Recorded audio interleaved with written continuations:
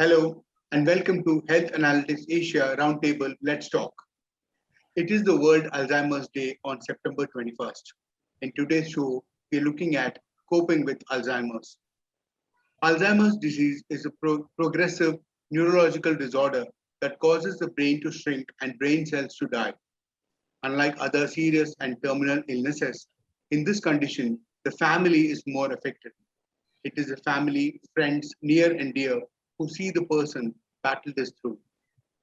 So, how does one cope and how does one help the patient cope? To discuss that, on today's show, we have Dr. Debanjan Banerjee. Dr. Banerjee has done his postdoctorate in geriatric psychiatry from Neemhans, Bangalore, and is currently consultant old age psychiatrist in Kolkata. He works actively in the areas of healthy aging, dignity, and rights-based mental health care in older people. Anupama Suresh, a caregiver to her husband for 15 years. He had FTD, frontotemporal dementia, not classic Alzheimer's, but mimics several symptoms and most challenges. Anupama did her MSc in dementia studies from University of Stirling, Scotland, and is spreading awareness about the condition today. Dr. Jayashree Dasgupta is a co-founder and project director at Samvedna Senior Care. She is a clinical psychologist with specialization in neuropsychology. She has extensive experience in working in the dementia space. Pal Saxena has been a caregiver to a dementia patient. She's a writer and has created an online campaign to create awareness about dementia that has found huge support.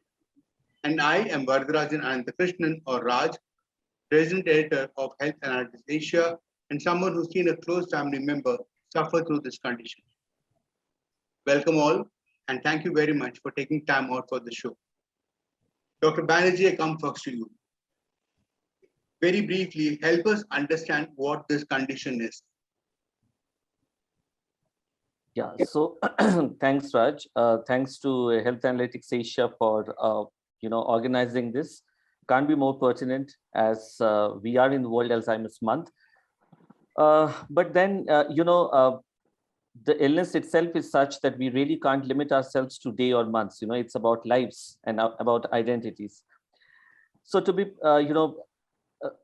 very brief in mentioning, dementia is an illness of the brain which involves certain changes in structure as well as function, which progresses slowly over years, and of course happens much more in people who are above 60 years.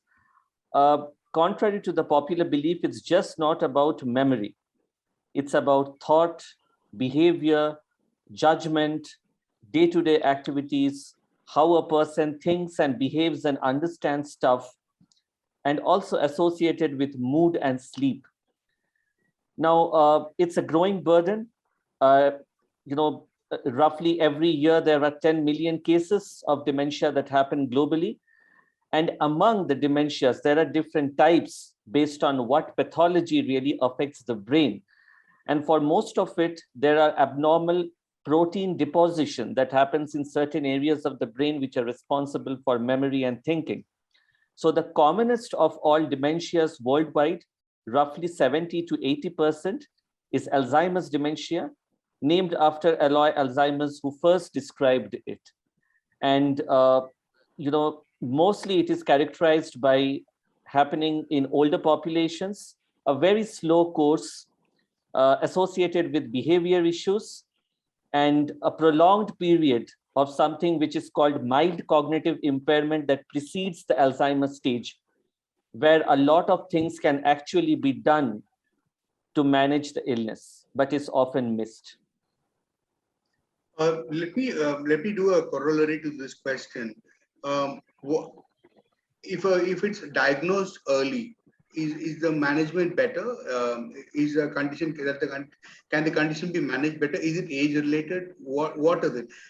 And what are the things? What are the warning signs one should look for? So I'll answer three of your questions briefly. One, it is age related. Yes, it is. Most of it, let's say more than 95%, will happen because with age, there are certain changes that happen in the brain. But let me be very clear here that aging and having dementia is not the same. So most common myth that prevents Alzheimer's care is that people think that just because you're aging, you will forget. No, that is not dementia. Aging leads to certain memory changes. Over and above that, there are certain functional and structural changes in the brain which can lead to dementia. But of course, age is the first and primary risk factor. Second, if we detect it early, can we do something about it? Yes. But then it depends when exactly are you detecting it. The MCI stage that I mentioned, people are mostly able to do everything by their own. They may need to put a little more effort.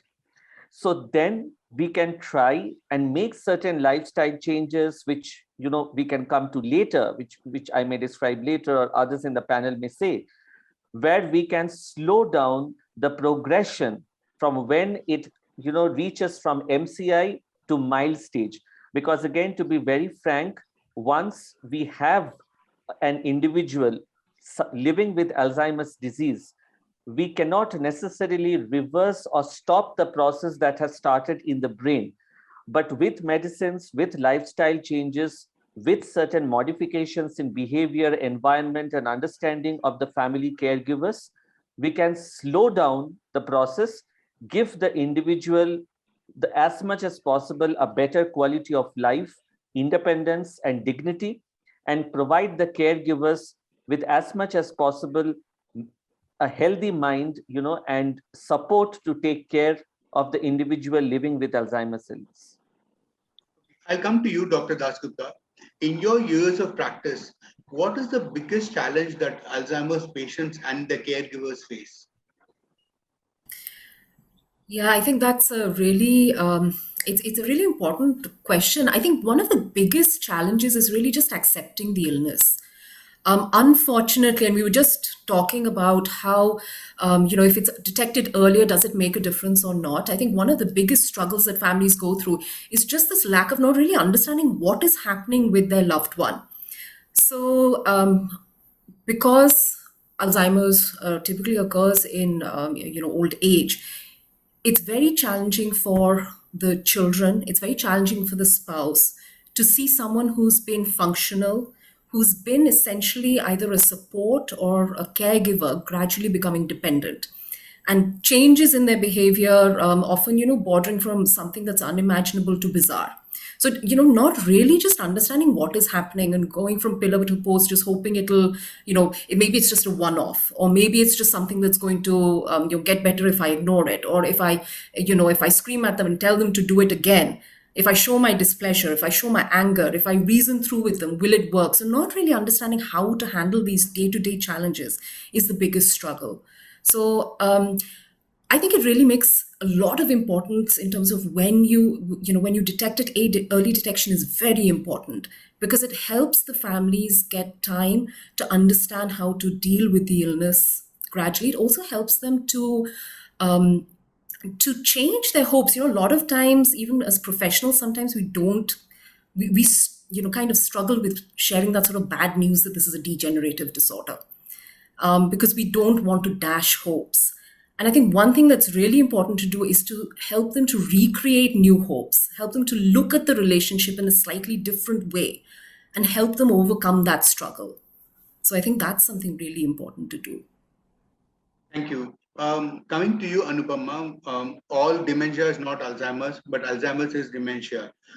Your husband had FTD, which is not dementia, not Alzheimer's, sorry, but it is a form of dementia which can be crippling. Please tell us what were your initial response to it? How did you discover it, and tell us your story. The story is really very, very pathetic, I can say. I mean, it's whoever listens to me, they'll end up shedding their tears. For me, when it comes to dementia or Alzheimer's, it's a very cruel disease. It took 7 years for me to know what was happening with my husband. He was 42 when the symptoms started around 2005. Suddenly one day he got fainted at home and I was at work. Daughter was in +2. She has to rush him to the hospital. And they said nothing much, so we came back. And 2007, again it has happened, same thing, same way. Then he had to be in the hospital for 1 week. Then they did all blood tests and in spine also they've, bone marrow, they have taken some liquid and sent for the lab, blah, blah, blah. And at the end they said it's a deficiency of B12. So he was on B12 injection for some time. Then that time I just little ignored him and I focused on my daughter. Meantime, it has become 2009 and 10 between. That time again, it started worsening. Every day he used to ask me, what's the date today? What's the date today? He goes to the calendar, what's the date today? What's the date today? And I used to get so irritated. I used to be, routine, typical housewife and rushing to work and, managing a daughter who's into teenage and not listening to mother, blah, blah. And that used to be, I used to yell at him, shout at him, can't you remember one date? 10 times you are asking. So it took for me little time why he is repeatedly asking, same thing. And he was a banker. And he used to go to work and come back and that too in a normal public transport. All this happened in 2010, early 2010. It was a bit bad, Then I started approaching friends, something happening with my husband like this, like that. One colleague suggested you go for some, T3, T5, they'll put magnetic points and they'll, trigger the point. So that I got it done, they charged bombs to me, then again, nothing worked out. I tried every doctor. Only thing I did not do is in the early stages, not going to NIMHANS. Only reason I had to stand from morning 6 o'clock to get my token and see and come back. It's evening. I don't mind spending myself one day, but having him with me and following such a long process was a big challenging for me. It was like scary thinking of NIMHANS, it's going to NIMHANS.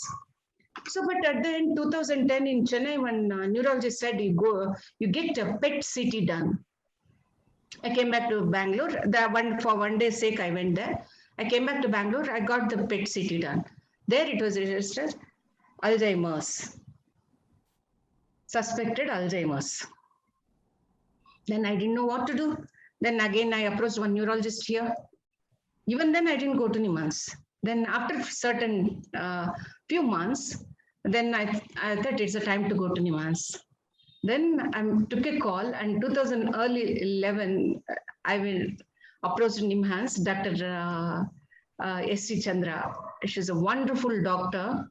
She might be like my height and, such a wonderful, I can see a goddess in front of me when I think of her. Then her junior took the history and afternoon 3 o'clock, my turn has come. Then they both discussed and said it's a FTD. Then I didn't know what it is. Then again, she told me, see, this is the life. Your life will be very tough going forward. You be careful, etc., etc. By then, simultaneously, his second brother, there are 6 siblings. My husband is the 4th one.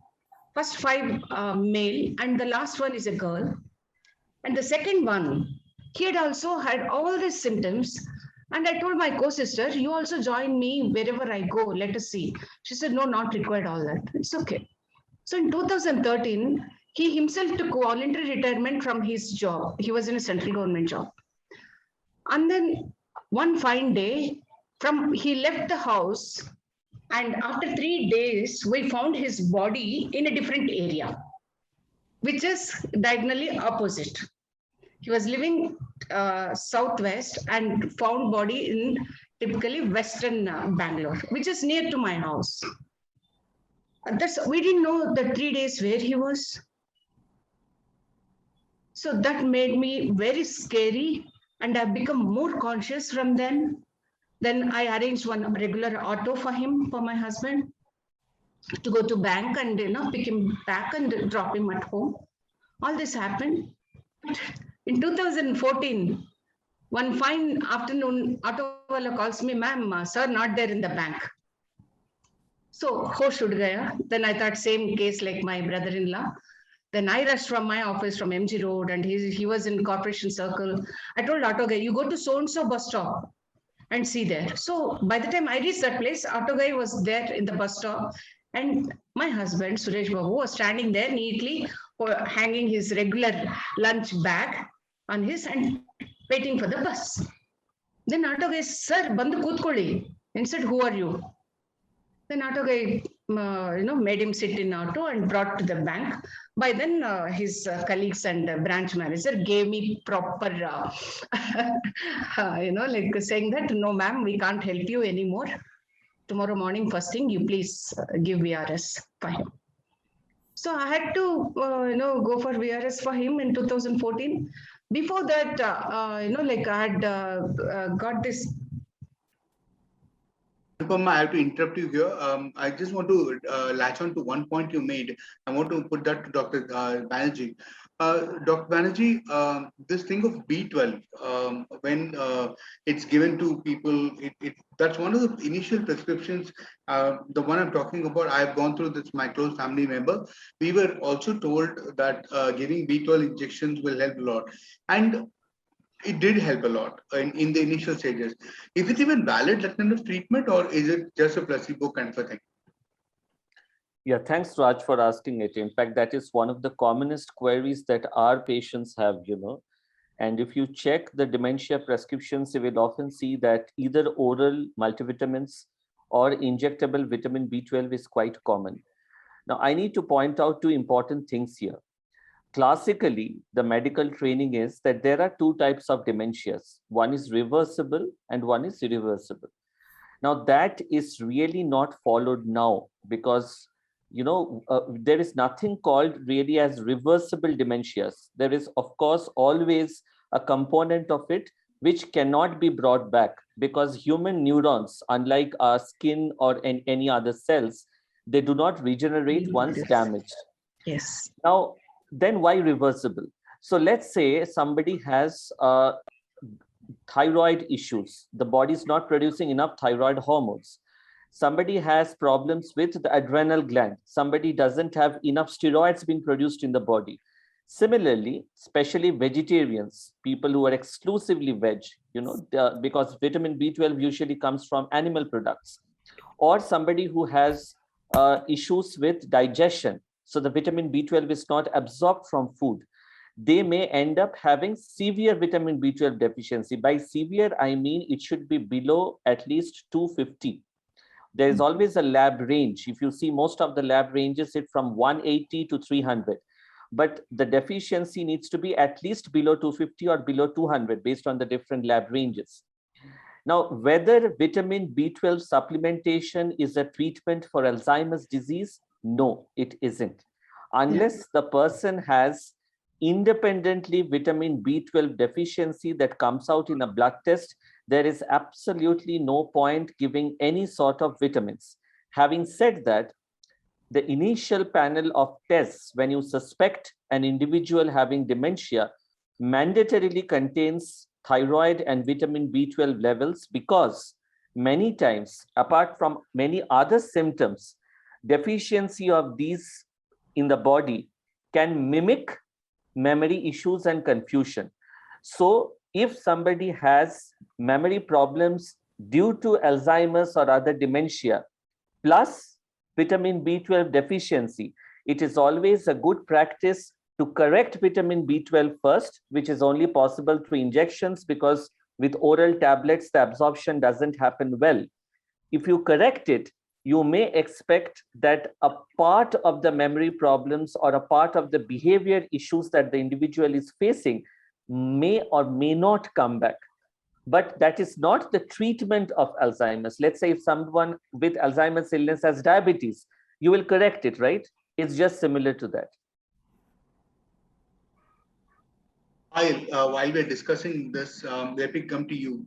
As a caregiver to a dementia patient, what were the challenges that you faced? Thank you, Raj. Well, the first challenge, like Dr. Dasgupta said, was didn't understand what was happening. And with us, it was very quick. Like I lost my family member within a span of 7 months.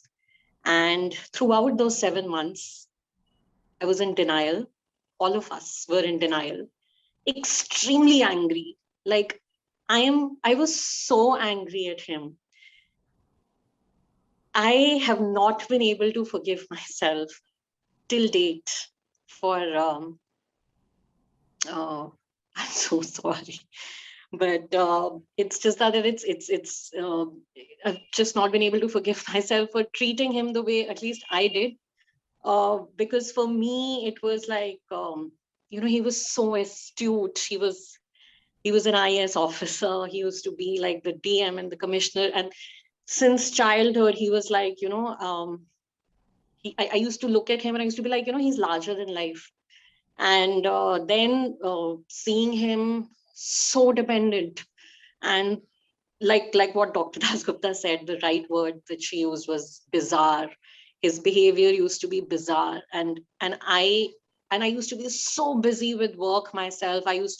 So I'm in the social development sector. I deal with healthcare and sanitation in rural India. So I used to be traveling for like 16, 17 hours a day and like 25, 28 days a month. So every time I used to come back home, there used to be a rapid, like the decline was so rapid in him that, 15 days earlier and 15 days later, I used to feel that I'm meeting two different people. And every time he would repeat something or ask for the time or the date, or I used to just get so angry at him. And I used to be like, why the hell is he not able to understand? And with us, honestly, I don't know if what we did was wrong. I now feel that whatever we did was wrong. Like we went from doctor to doctor and everybody said that it's like, we cannot cure it. There is no cure. We got a ray of hope from only one institute, which is Kotikal Aryavedyashala, because we sent our reports to them and they said that they'll be able to arrest it at this stage. We were ready to like go there and everything, but like a week before we were supposed to travel to Kerala for that, we lost him.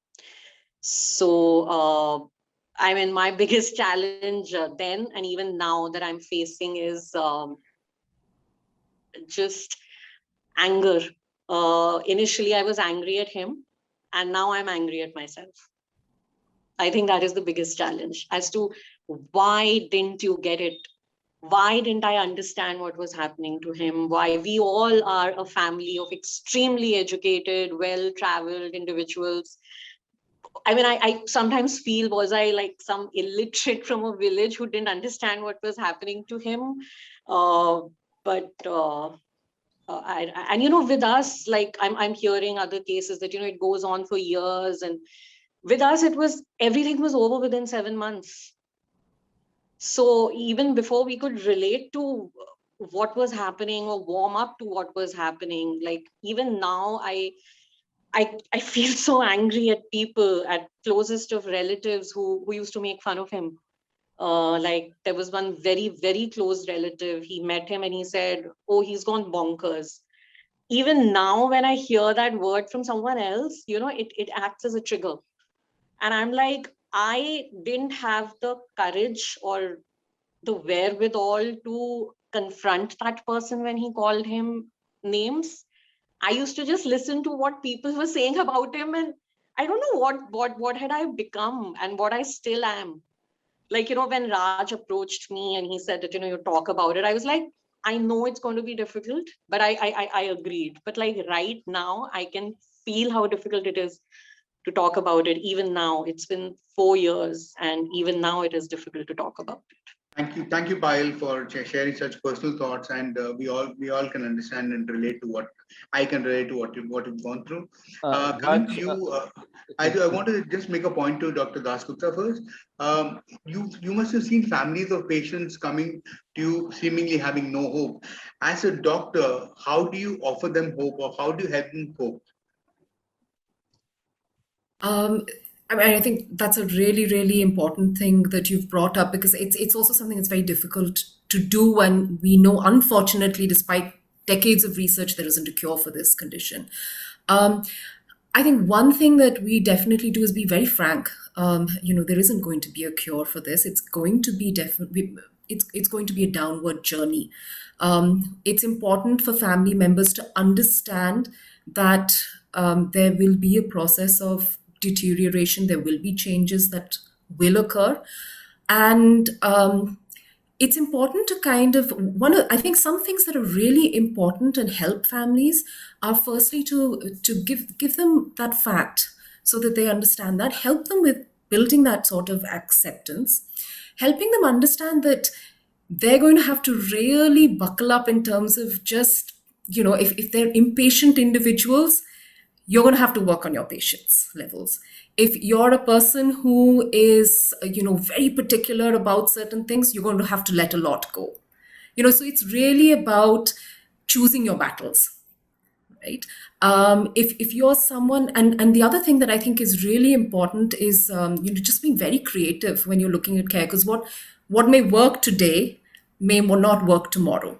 Yes. And one of the things that we do is we have a support group, and I think it's wonderful, that you're all talking about these very personal but very difficult challenges, because ultimately, what I always tell caregivers that listen to whatever you can from anyone who's gone through this journey and build your toolbox.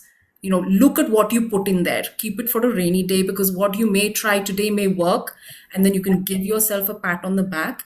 If it doesn't work, dip into that toolbox and see what else you can pull out of that. So it's really important to share, connect, see what others have tried who've been in a similar situation.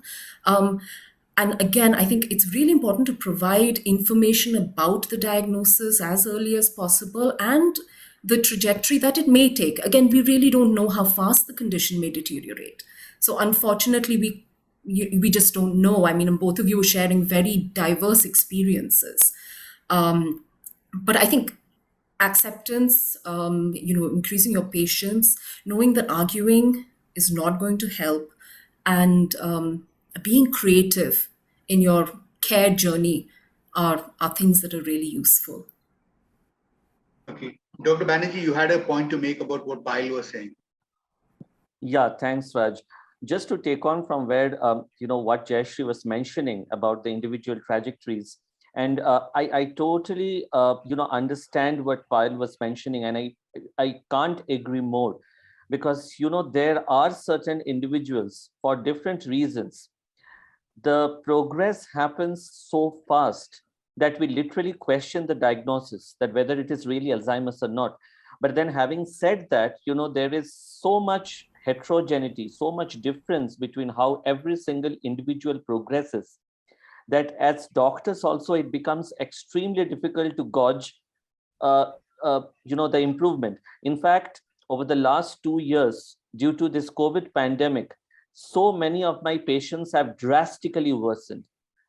So let's say for last 3 years, till 2019, the course that we have seen, and from 2019 to 21, it's 3 different persons altogether. And, because it's so diverse, one challenging aspect, both for us as well as on the other side of the table, is that there cannot be a generic treatment strategy.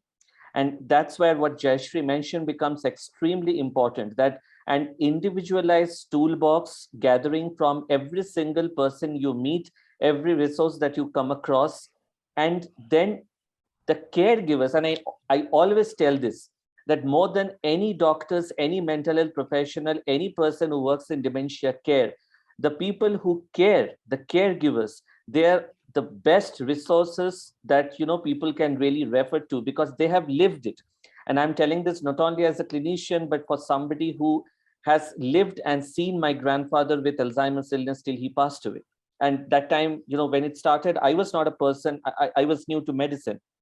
So wanted to make this point, and also that it's very difficult because it's a different form of grief.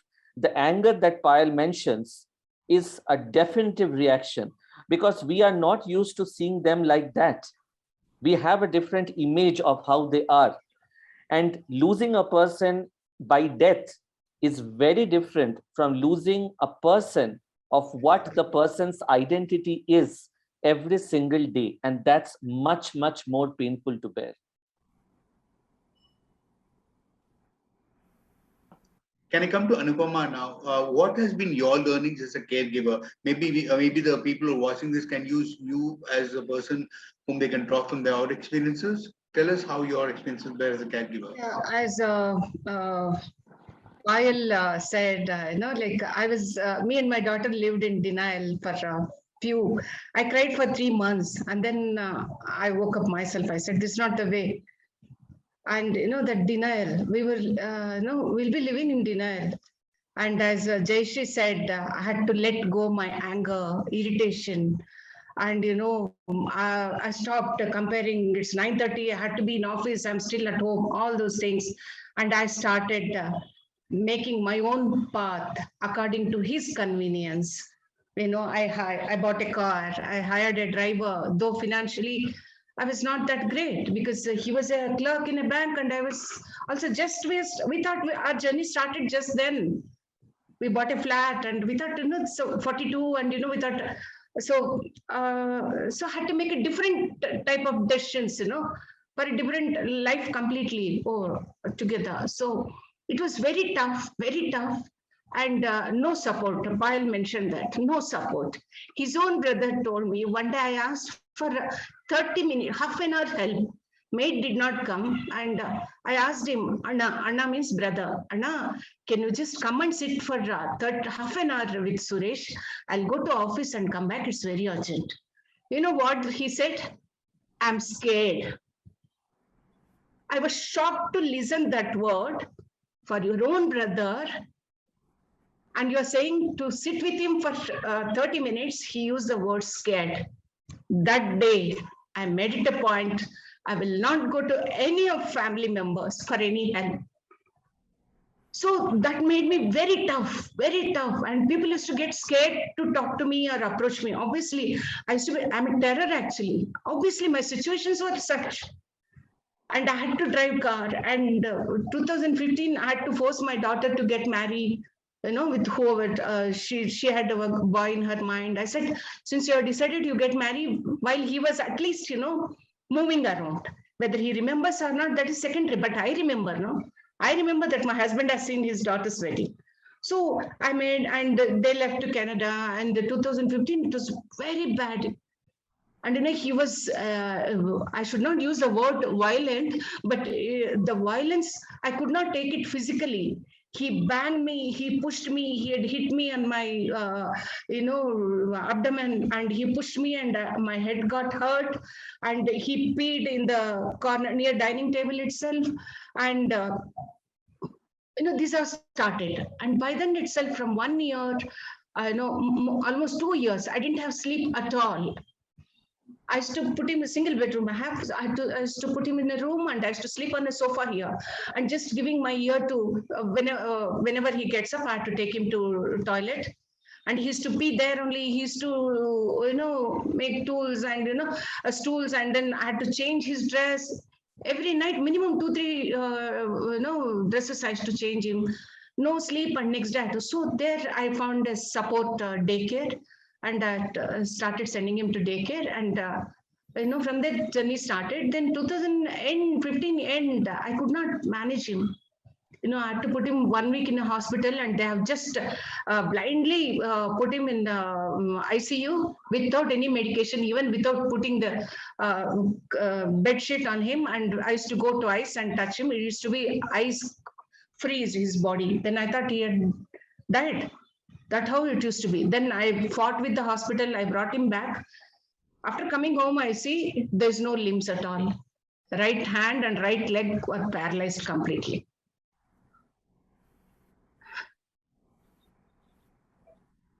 And sorry, I didn't have choice that time. I was alone, and so I had took a call that I had to put him in a residential care. It was so tough, so tough. So I had to put him in care, which is 60 kilometers away from proper city, because in city, the centers I could not afford financially. They used to start from, 65,000 something, wherein I was hardly earning anything. So I had to take a decision, putting him in 60 kilometers away. And Every week I used to go, and I've stopped the driver because I was unable to afford his salary. Then I started driving myself. It was such a horrible traffic area that is. So, early morning I used to leave, and this public BTS buses used to chase me, by honking and all that. With all that, I used to, every week, I used to go, and I made use of that time while I was staying with them in the center. Like that, 4 years, I could do voluntary work there in the center for a betterment of the caregivers itself, not just for the patients, but the caregivers. I implemented, music there. I used to buy and carry it myself. I used to cook nice desserts and take it, chocolates and anything. Like, so I made that atmosphere. Every week they used to wait for me, the caregivers and the family members of other patients there. So that's how I changed my life. Meantime, 2016, I got into MSc Dementia Studies from University of Stirling. Luckily, I was the one out of some 10 people got free seat, though I'm non-medical, non-science student. So luckily, I could do. I did well, and 2019 I got graduated, and I was very well recognized in the university for my efforts and boldness. The journey was very tough, Raj. It's a very tough financially. Finance sucks. If I can hold you there for a minute, Anupama, and come to Dr. Banerjee. Part of the problem seems to be that we have absolutely no information, prior information on, like, even if it's a cancer or something more debilitating like that, we have a fair idea of how it will progress, how it will be there, and what will be the problems that I can encounter. This doesn't seem to have that kind of education, A, and there's a lot of misinformation around this. So what are the kind of misinformation that you've come across, and what can be done about it? Yeah, thanks, Raj. I think it's a very pertinent question. Firstly, I think, Anupama ji, I can't imagine how difficult the journey has been for you, and how you have really converted a part of it into resilience and helping others. I'm sure that in your painful journey, you have probably reduced the pain of many others. Yes. So, I really kudos for that.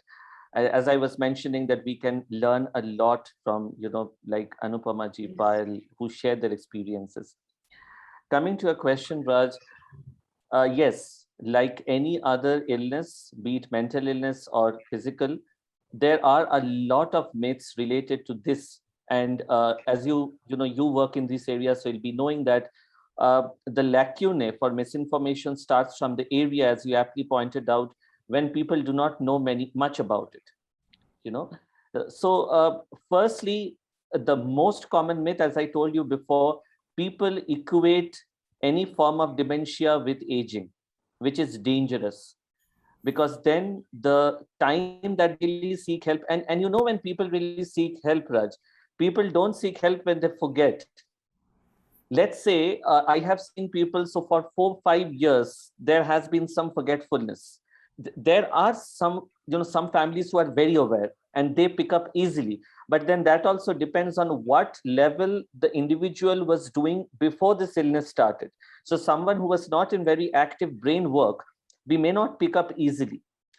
So let's say, 3-4 years, they haven't consulted anyone. But the first day he becomes aggressive, immediately the family will be taken to psychiatric care. And that's how in our country, most individuals with Alzheimer's first present to medical care.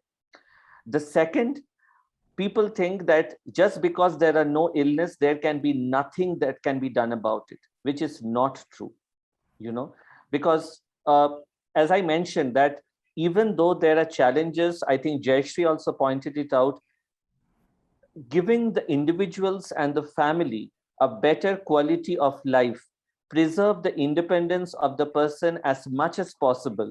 Sometimes as simple, as a pain anywhere in the body can make the person extremely aggressive. Exactly. Understanding the context, not over medicating the person. The person may be, not able to pass urine at a proper appropriate place, but still understanding how to preserve and maintain his or her dignity. That forms the central core of care, not prescribing medicines. So I think, be it medical professionals or be it, general public, as much as we understand that cure is a different aspect, treatment and management of Alzheimer's has far approached and improved than our understanding over the last few years.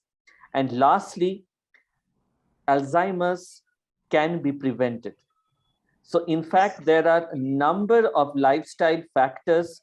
The Lancet Commission has brought out its report in 2020, which beautifully describes that there are 12 modifiable risk factors. So things as simple as air pollution, obesity, diabetes, high BP, high cholesterol, hearing loss, lack of social activities, having an idle brain, sedentary lifestyle. And if you see, all of these are linked to urbanization. So, we do not normally pay attention. So a strict control of blood sugar, blood pressure is very important, because we shouldn't forget that if blood pressure is even not high, but not in the optimum range as well, it can lead to very small strokes in the brain, which can further aggravate the course of Alzheimer's. Yes. Yes, all Thank this you, happens. thank you, Dr. Banerjee. A question to you, Dr. Dasgupta. Have you had instances when an early diagnosis of this condition has led to a better management and a relatively better life? Definitely, many. I mean, I think one of the biggest challenges is just late detection. And as Dr. Banerjee was mentioning, ironically, most times a person is brought to a professional when the person's behavior has either become too embarrassing for the family or too challenging for them to manage. And I just have to mention that also it's not always the families. I don't want to blame the families for delaying diagnosis, because I think everybody in society, we have to take responsibility for creating this awareness. So I don't want to at all think that if there are families listening to this, it's not the fault of the family that they've not picked it up earlier. It's also very hard for the individual who is going through this degenerative process to even accept that they're going through this process. So, and I think this is something I really want to mention, to you, Payal, also. We've seen a lot of individuals who are very high functioning, people who are in the, at the top, prime in their careers. They've really made it, and, admirable people, as Payal was describing.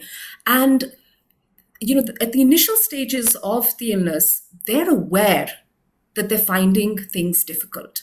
They're aware that they're beginning to forget things. They're aware that they're taking longer. Something they used to do very quickly earlier on is now requiring more effort. And A, they don't want to alarm family members. B, it's embarrassing to admit that. There's such a lack of awareness and acceptance, as Dr. Banerjee was mentioning, that it's just part of normal aging, that they accept it. I mean, you may have heard of the Muhavra Sakya Jana. It's just, it's ingrained, like after a certain age, it's just part of what happens. So people also begin to become evasive. They try to avoid things, and therefore a lot of times families don't even miss, they may miss early signs, because the person who's going through the process also tries to hide or cover up these kind of problems. But definitely when, the detection happens earlier, it's easier to plan a lot of things. So as Anupama ji was mentioning, dementia care is very costly. You need support from others. Now, whether this is your family, whether this is your neighbors, whether this is your friend. So I would love to see a day when we have societies that are dementia inclusive, where everybody understands, a person who has dementia is walking, in the road, they may be screaming, shouting, doing something embarrassing. It doesn't matter. Everyone looks at them and understands. You can go into a restaurant, have a meal, do whatever, and it's okay. We all know and we accept that. It's going to be a while to get there. But from the earlier the diagnosis happens, the longer the family has to plan, financially, because that's very important, and B, to plan who's going to support them in this caregiving journey. So it's important for families to identify, is, can I draw support from some family members? Often a lot of the people whom I work with, they're older adults living alone in India. All children are abroad in different parts of the world. And we become surrogate family for them. Exactly. That may be one option, but is there somebody else in the neighborhood who can also step in? Is it, earlier on, maybe then one of the children could take a decision about relocating. So you basically buy time for planning. And that's one of the biggest advantages to early detection. The other thing is that if rather than blaming the family again, if we're all aware that this is a process that could happen, we can ourselves go in for checks earlier. It's fine if we don't find anything, right? That's a good outcome. But in case there's something, as an individual, also you have a longer time to plan. So then when you're aware, you can also make your decisions known. You can discuss with your family about what kind of support you would like. Because unfortunately, as dementia progresses, a person's judgment, their ability to take decisions, contribute in basic things, it's lost. So that works also because then family members know that they're taking care of the person's wishes at a point much later on. So definitely earlier detection is something that's absolutely critical, and it helps in a lot of ways. Also, there are stimulation therapies that are important, that as along with medication and others, that help to kind of delay the progress. So all of these things can be started earlier on. Payal, if I can come to you, you've recently started this campaign, online campaign, gathering, to spread awareness. Can you talk us through it? Yeah. So actually, like I mentioned, for like almost 3.5, 4 years, I never, ever, ever mentioned this to anyone. I don't know why. I still don't have an answer to that. But I could not mention that, this happened. Like he finally died of a brain hemorrhage, and that's what I tell everybody. So I got in touch with like these group of women who, we kind of get together and we create campaigns on any issue that you want to think is important. So since I work in sanitation, I was already with an online campaign to make, toilets for women. But then this one girl came forward, and she had started a campaign on suicide prevention because she had lost her 19-year-old brother to suicide. And she spoke about it to, in front of everybody. And I don't know what happened. It was like a turning point for me. And, everybody started crying when we all heard her story. And I don't know from where did I derive that strength or that idea or what it was. And I thought, no, I think I want to talk about this. And I want to start a campaign about dementia, to create awareness about dementia. So it was very difficult for me. Like in that all excitement, I started the campaign. But within 2 days, I was like, no, I can't deal with it. Oh my God, like I have to talk about it. People started asking me questions, and I started answering questions. And it became so difficult that I don't know, depression is used so loosely these days, but I felt really low for like a week and I couldn't operate. But then I again regained my strength and I started this campaign. I put it online, and within like 2 to 3 days, I got like some 10,000 supporters. And by now I have like some 21,000 plus. I just checked it. So it's like 22,000 supporters, and almost everybody is sharing their story, that, either their family member or their friend or their relative, or, they just generally want to participate. So the first thing is that, for the first time, I felt that I'm not alone. And that gave me a lot of strength. Uh, and the fact that everyone is sharing their stories, that gives me a lot of strength, because I'm like, okay, if I am able to do something about it, and then I share it with them, like, this has been an update, or this is like a new treatment coming. Like, I didn't know about this whole Lancet thing that Dr. Banerjee is talking about, or the fact that Dr. Dasgupta is talking about simulation therapies, and also these little nuggets of information that you get. This is something that I would now immediately after the session update all the supporters with.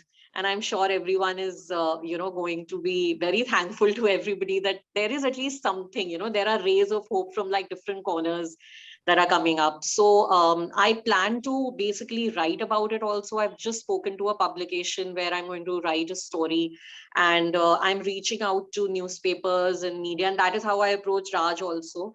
So I said, we need to either do a talk or like a report or something, because, media plays a very important role in creating awareness.